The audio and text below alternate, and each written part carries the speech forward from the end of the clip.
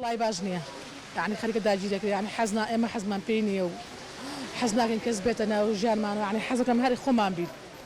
كس داجير كمان نبي يعني بومنا على كان ما بخمان بدأت ومان يعني حزك خمان كس دست دخلنا وإيش يعني خمان وانه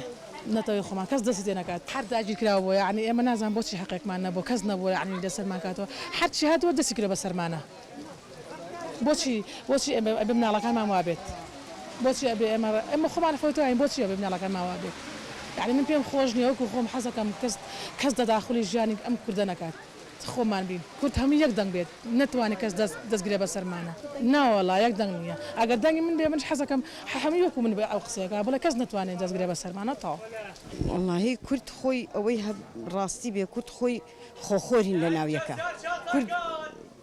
یعنی هیچمان وەفامان بەرامبەر بە یەکتری نییە هەمووی کاتی بەعسیش کورد خۆمان ئەچین ئیخباریمان لە خۆمانە کرد ئەمان و فلان کەس پێشمەرگەیە بچن بیگرن فلان کەس ئەوەی هەیە بچێ بیگرێ ئەوەتی کورد هەیە خێری لە خۆی نەبینیوە وڵا ئەردۆغان هەر خۆی چاوی بە کووردا هەڵنایەت ڕقی دنیای لە کووردا ناوێ کورد ئەوێ هەر کورد سەرکۆنەکە ناوێ کورد دەسەڵات بگرێتە دەست ئەجا ئەم خاکی خۆمان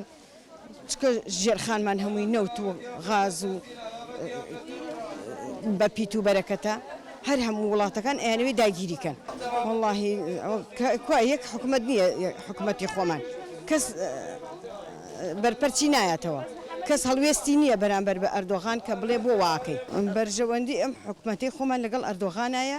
ئەردۆغان بەرژەوەندی لەگەڵ ئێمەیە بۆیە ئاواکە والله ئەبێ هەمومان هەڵوێستمان هەبێ و بەرامبەر بە ئەردۆغان هەستین و بۆستینەوە و خۆپشاندانێکی سەرتاسەری بکرێ بۆ ئەوەی کە ئەم حکومەتی ئەردۆغانە ئەم تورکیایە واز لە کورد بێنێت خۆمان پێویستەکە یەکگرتوو بین لە ناو خۆمانە